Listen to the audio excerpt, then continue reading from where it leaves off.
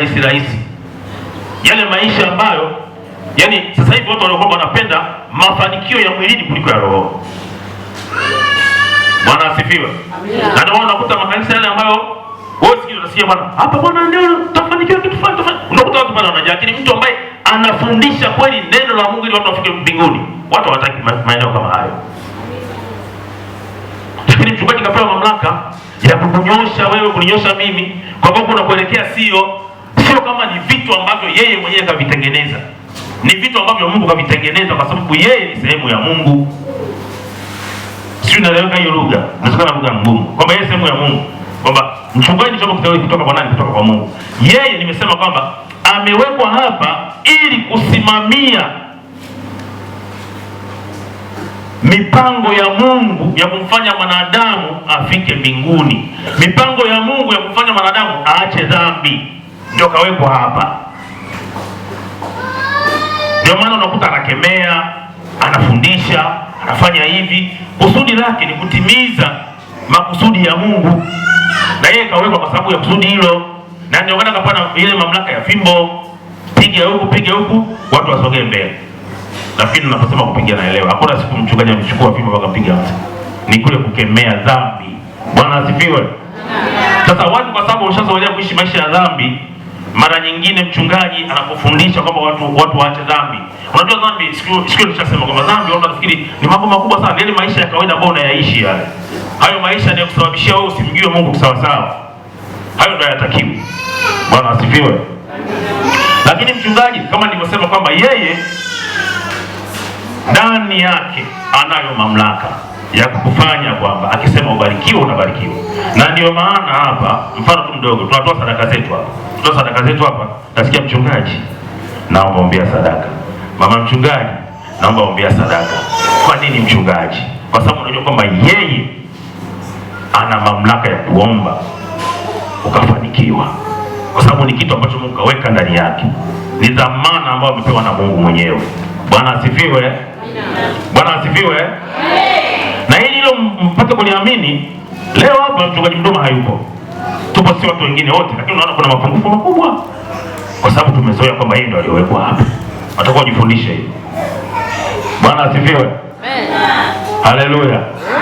Kwa hiyo ili ufanikiwe katika maisha yako, cha kwanza lazima umjue mchungaji wako, ujue mchungaji ni nani katika maisha yako. Ana mamlaka kiasi gani katika maisha yako? Anawezaje kukusaidia katika maisha yako? Anawezaje kukuchunga katika maisha yako? Na wewe unatakiwa kubali kuchungwa, kwa sababu kuja kwako hapa kuna mtu kawekwa na Mungu. Yeye ndiye aliyopewa nafasi ya kusaidia wewe. Bwana asifiwe. Amen. Bwana asifiwe. Amen.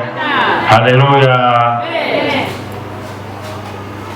Na yeye anachokisema na nataka kifanyike hicho, kwa sababu ndio mwenye dhamana hiyo. Akisema tufanye kitu fulani, nataka tukifanye. Sasa hapa ukisoma huko mbele utakuta baada ya Musa kukubali kurudi kule tena, baada ya kupewa zile mamlaka, lakini baadaye Musa bado aliendelea kuwa na mashaka. Akafikia wakati fulani akamwambia Mungu, pamoja na mambo yote aliyofanya, akasema bwana, mimi mbona siwezi kuongea? Mimi siwezi kuongea. Nawezaje kwenda kusema kule? Akauliza, huna ndugu yako kule? Bwana asifiwe. Si una ndugu yako kule? Nenda wewe pamoja na yeye. Mimi nitakueleza wewe utamueleza ndugu yako. Alafu ndugu yako ataenda kusema kule. Bwana asifiwe. Ni kweli alipofika kule akakuta ndugu yake, akamweleza. Kule mbele ukiangalia utakuta kuna mambo mengi sana yamefanyika kule. Yale mapigo yaliyopigwa wana wa Misri yale pale yote. Mpaka ikafikia wakati fulani wana wa Israeli wakapewa ruhusa ya kuondoka kwenye ile nchi. Bwana asifiwe. Bwana asifiwe sana. Lakini walipata nafasi ya kuondoka baada ya wao kufika wakati wakamjua mchungaji wao ni nani. Na baada ya tu ya kujua mchungaji wao ni nani, magumu yote hayakuchelewa yakaondoka. Wakaruhusiwa. Lakini pia Biblia inasema kwamba walipotoka pale, japokuwa walikuwa nchi ya kigeni, maana watu wa Misri inaonekana watu ambao walikuwa na vitu vingi sana vya thamani. ni watu ambao wanajilemba sana. Mungu akawaambia kwamba na ile siku ikifikia, waambie hawa kina mama waende kwa majirani zao waombe vitu vyote ambavyo wao wanavitaka. Sasa fikiri, siku zote walikuwa majirani zao, walikuwa wanawajua, lakini hamna siku wameomba wakapewa. Lakini kwa sababu alikuja mchungaji ambaye yeye ni chombo kiteule kutoka kwa Bwana, kwamba neno lake ni neno la Mungu, sauti yake ni sauti ya Mungu, kuona kwake ni kuona kwa Mungu. Alipofika pale, alipotoa agizo, nendeni kawaambia wapeni chochote mnachokitaka, walipokwenda kuomba walipewa kila kitu wanachokitaka. Wanasema waliondoka pale wakiwa na vitu vingi vya thamani, kwa sababu walisikia sauti ya mchungaji wao. Bwana asifiwe. Bwana asifiwe sana. Kama wasingesikia sauti ya mchungaji wao ambaye yeye ndio mwakilishi wa sauti ya Mungu, vile walivyovipata wasingevipata. Kwa hiyo hapa tunakuja kugundua kwamba mchungaji ni mtu muhimu sana katika maisha yako, katika maisha yangu.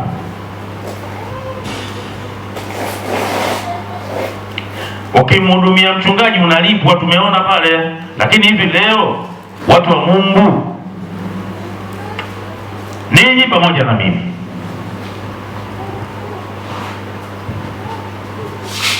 mara ngapi tumemhudumia mchungaji? Mara ngapi tumetii sauti yake? Mara ngapi tumetimiza mapenzi ambayo mchungaji anayapenda ndani ya kanisa? Akisema tuje kufanya usafi, akisema tuje kwenye ibada za katikati. Nimesikia hapa wanasema kwamba ibada za katikati watu wao wahudhuria hapa. Maana yake hatujamjua mchungaji wetu. Hatujajua kwamba mchungaji ni chombo kiteule kutoka kwa nani? Kutoka kwa Mungu. Na ndio maana tunachelewa kupata baraka kutoka kwa Mungu. Unajua hivi vitu tunaongea, unafikiri kama tunatania, unafikiri kama vile tunafanya hadithi fulani, lakini vitu halisi kabisa ambavyo ukivifanya utafanikiwa katika maisha yako. Bwana asifiwe. Sasa ukitaka kuligundua hilo kwamba kutokumjua mchungaji pia kunasababisha matatizo katika maisha yetu. Utakuta mtu kaokoka siku nyingi, lakini kila siku mchungaji akiomba yanalipuka mapepo. Bwana asifiwe. Umeokoka, kwa nini kila siku yalipuke mapepo kwako? Maana tunaamini kwamba ukishamkiri Kristo kwamba anaongoza katika maisha yako, tayari wewe kama una mapepo, uko mchawi, ni kila kitu kimeisha, kwamba Yesu anakaa ndani, Roho Mtakatifu anakaa ndani. Sasa hayo yanatokea wapi? Kama kweli shida moja tu, kutokumjua mchungaji wako. Maana kama ungemjua mchungaji wako na kumwelewa mchungaji wako ni nani, ile sauti yake ambayo ni sauti ya Mungu ingefanya kazi na ungebadilika. Ila kwa sababu unakuja kwa mazoea, kwa sababu tunakusanyika, huwezi ukabadilika. Wanaposema jamani tutoe mafungu ya 10, njia zake hizo. Watu wamekuwa lakini vitu kama hivyo wanasema. Na hapa tukisema tufundishe masuala ya kutoa, watu mpaka usingizi watalala, wakiamini kabisa kwamba tunasema hivyo kwa ajili ya kutaka mchungaji afaidi. Sasa watu wote wanafikiria hivyo kwa sababu tu hawamjui mchungaji. Laiti kama watu wangemjua mchungaji kwamba ni nani, kwamba mchungaji ni lango, mchungaji ni mamlaka, mchungaji ni uzima, mchungaji ni mwakilishi wa Mungu, hakuna mtu ambaye mchungaji angesema neno la Mungu watu wakadharau. Isingetokea hivyo. Na ndio maana tunashindwa kufanikiwa kwa sababu hatujui mchungaji. Bwana asifiwe. Bwana asifiwe. Bwana asifiwe. Na ndio maana siku za ibada, ratiba iliyopangwa na mchungaji hapa hatuitekelezi. Kwa sababu gani? Hatujui mchungaji, hatusikilizi sauti ya mchungaji. Na usipokuja kwenye ibada huwezi kukua katika mambo ya Mungu. Usipokuja siku ya Ijumaa kufunga na kuomba huwezi ukakua, bado utabakia kama ulivyo, huwezi ukabadilika. Umasikini wa kiroho utaendelea, umasikini wa kimwili utaendelea, kwa sababu mlango ambao Mungu ameuweka hutaki kuuelewa. Bwana asifiwe. Bwana asifiwe. Haleluya. Ngoja niulize hapa kidogo. Tunatoa mafungu ya 10? Ndio. Tunatoa mafungu ya 10 Bwana Mungu awabariki. Bwana asifiwe. Amina. Kwa mtu ambaye anamjua mchungaji wake lazima atatoa fungu la 10.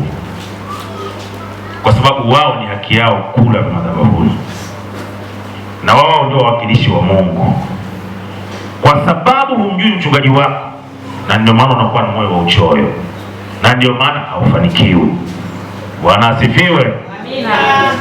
Mimi nasema kama kuchukia, chukia.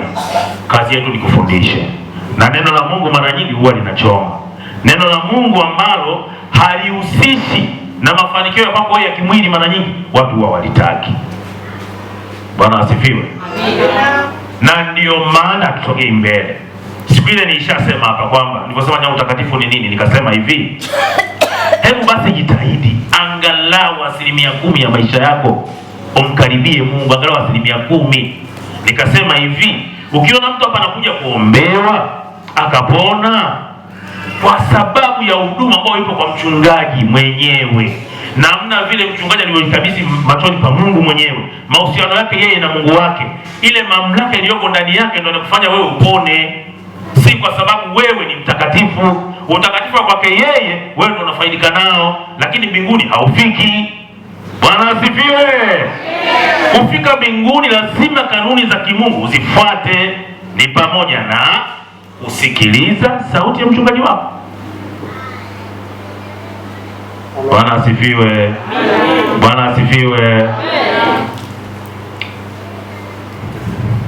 Jamani, hakuna kitu ambacho kinaumiza, mimi niwaambieni. Mchungaji anapopanga mambo yake alafu sisi hatutekelezi, inaumiza vibaya sana, vibaya mno. Ni uvumilivu tu, na ndio maana wale wachungaji ambao baada muda fulani unakuta wanakimbia kanisa, asema ni kanisa gani, hawaelewi wafanye nini. Wamesahau kwamba hata Yesu alipokuwa na kanisa lake lile, kuna watu walimuuza kuna watu walimuuza kati ya wanafunzi wake, wale mtume mmoja kamuuza. Bwana asifiwe. Lakini